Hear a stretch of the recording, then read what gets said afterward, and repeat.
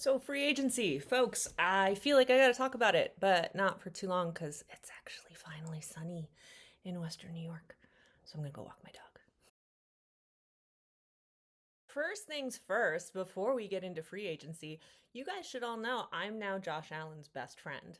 Maggie, what's up? This is Josh and your brother. Just want to say keep up the good work. Go Bills. I got a hello message from the MVP of the NFL, and it was the weirdest thing that's ever happened to me, and it's very exciting, very cool, and I'll never talk to him again, but it was fun while it lasted. So free agency, I think the purpose of free agency is to remind me of how many players there are in the NFL that I've never heard of before in my life. And let's bring a couple of them to the Bills. We have brought in some folks from LA, both the Chargers and the Rams. We have a guy named Josh Palmer, who I don't know much about. Chiefs fans watching this might know him better because you guys play the Chargers more than we do. He seems like a solid piece to add to this whole, like, everybody eats philosophy we seem to have going on. Looks like he can get some separation, which is a thing we have been challenged with recently. We also brought in a guy named Michael Hoyt from the Rams. He's a defensive end, which is definitely a place of need for us, as evidenced by our other signing from the Chargers, Joey Bosa, who I specifically did not think we were going to sign for a number of reasons, and I've sort of rethought them. The main thing is, Joey Bosa's been hurt a lot. You know, when I first saw, we signed Joey Bosa, I was like, well, why would we let Von Miller go and then just sign another guy who gets hurt a lot to play the same position? But the difference is we did it on a one-year deal. We seem to be signing a lot of people to one-year deals, which I think seems like a good plan for us at this stage in where we're moving forward, what the free agency class looks like. We signed Damar Hamlin to another one-year deal. I didn't see that one coming. I thought Damar was gone. Faux show. I thought he was going to go to the Steelers because he's from Pittsburgh. He's friends with Mike Tomlin. I think he put himself out there and found that nobody really wanted him, which is a shame. He's not bad. Like, I don't think he's not great, but he's not bad. He's a good depth piece. I really doubt we'll start him this year. We might. I have a feeling we're gonna try and get a safety in the draft, but I thought that about Cooper DeJean last year. Let me see how that went. Instead, we got Cole Bishop, who might start this year.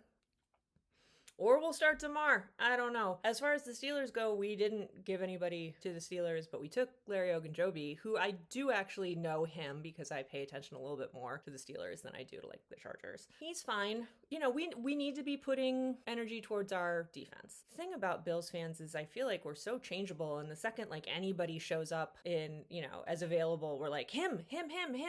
Even when, like, we don't really need another wide receiver right now. People are like, Cooper Kupp, and I'm like, no, I don't think so. I really don't think we're going to add a semi-expensive wide receiver in free agency. Like, are we going to get a wide receiver in the draft? Yeah, one, maybe. Like, I just don't think when you have a team that scored as many points as we did last year and had our quarterback as the MVP, but we also allowed a ton of points, like, we kind of need more people on our defense. We're running short on cornerback choices right now, which isn't making me feel great. I have a feeling at this point we might bring back Rasul Douglas, which I also really didn't think we were going to do. We re-signed and extended a lot of guys I really, really like. We lost Mack Hollins to the Patriots, which was hard for a couple hours, and then I got over it because I was like, Mack's really not that great a player. Like, he's good. He did better last year than I expected him to. He came through in a lot of really tight situations when we needed him. And, you know, and he's Mack Hollins, and he's fun. His TikTok has him, like, doing plumbing and the Dougie and shit. Like, who doesn't love that? But it happens. You know, Patriots offered him a lot more money than we wanted to offer him, which we were right. Like, I think they gave him, like, $8 million. We're not going to give him $8 million. We like Mac, but not $8 million like him when we need as much help on the defensive line as we do. I still think there might be an interesting trade coming in down the pipeline, but maybe I'm just like, do something cool. But, like, we've got a lot of draft picks, and a little concerned about the status of James Cook. He might, I know the coaches love him, and we all love him, and he's great. But he wants a ton of money with a year left on his contract and is pulling some social media shenanigans that historically we don't love when big name players start pulling social media shenanigans egged on by their brothers. That's a thing we've experienced before and we didn't like it. So I wouldn't be horribly shocked if James Cook became trade-up fodder in the draft. I don't like it, but might happen. We also still have not extended Christian Benford, which he doesn't seem to be making a fuss about it. I just thought hopefully we could get that done this offseason, but he's got another year on his contract. We extended Groot, which was a good plan, and Khalil Shakir was the first person that we re-signed, and I was like, yes, he's my favorite. Who else was it in that group? Groot, Khalil, we have not extended Benford, not extended Cook. Oh! Terrell!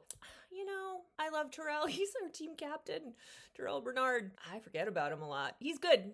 I'm glad we extended him. And we got all three of those guys for good money because they wanted to stay with us. What's interesting is people like playing for the Bills. It's crazy. You know, you see the Sabres, there was a whole thing earlier this season where the coach of the Sabres or the general manager of the Sabres, I don't pay attention to the Sabres, I don't pay attention to hockey, said something about like nobody wants to come to Buffalo because there are no palm trees here. But like people want to stay on the Bills. Josh Allen decided to stay here because he got snowed in and had really good wings at Barbell. I love Josh Allen. But like all these guys are like, Buffalo's home. I want to stay here. I'll take a little bit less money to stay here. To stay in a kind of crappy city, but where you're appreciated when you come into work every day. That counts for a lot. And where you potentially have the chance to actually win a Super Bowl.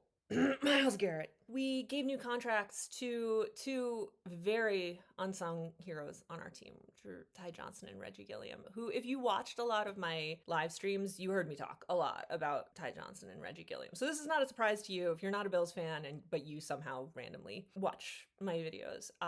Especially at the back end of the season, they were playing Reggie Gilliam a lot more, and it worked out. Like every time he was on the field, I was like, oh, there's Reggie Gilliam, something cool is going to happen. So I'm really glad we kept him. And we kept Ty Johnson, who, as Josh said, is the best third down back in the league. He made so many great plays all season, just out of nowhere. I feel like nobody prepped for Ty Johnson. This next season, they may prep a little bit better for Ty Johnson. Cool thing about a couple of our free agent signings is that two of them are Canadian, so it's like they're coming home. Buffalo's basically Canada. Don't tell Donald Trump. Other teams' free agency, let's talk about the Chiefs first of all, because I know half the people watching this are Chiefs fans. Justin Reed being gone, that sucks. Mahomes and Chris Jones restructuring. I feel like people are like, oh, now they can make a really big move, but you guys were really pushing against the cap, so I don't know if that actually bodes anything. I feel like you didn't lose as many guys this season as last season, but maybe I was just really bummed out that you guys lost Willie Gay because I like watching Willie Gay doing interviews drunk in the middle of the street. Wait. And I was like, oh, if I'm going to be watching Chiefs games next year, I wish I could be watching Willie Gay. The Niners seem to be getting just ripped apart. Like, what's going on there? And now, they just signed Mac Jones as their backup quarterback, and I saw somebody, make Brock Purdy actually compete with Mac Jones. Mac Jones beat us a few times. I don't know. I remember when he got signed on the Jaguars, I was like, he might compete with Trevor. Because I hate Trevor. I think he's the most overrated and definitely the most overpaid quarterback in the league. I mean, there's quarterback shenanigans going on everywhere. Got the Aaron Rodgers show, as usual. You know, my husband being a Steelers fan, when I said to him the other day, I was like, I'm hearing that there's a strong possibility. And he just went, no. And I was like, you guys might have Aaron Rodgers as your quarterback. And he's like, this is a terrible idea. Who knows with the Steelers? They just re-signed Mason Rudolph, who isn't that bad. We played the Steelers in the playoffs when I was there 2 years ago, and Rudolph was the quarterback. He did okay.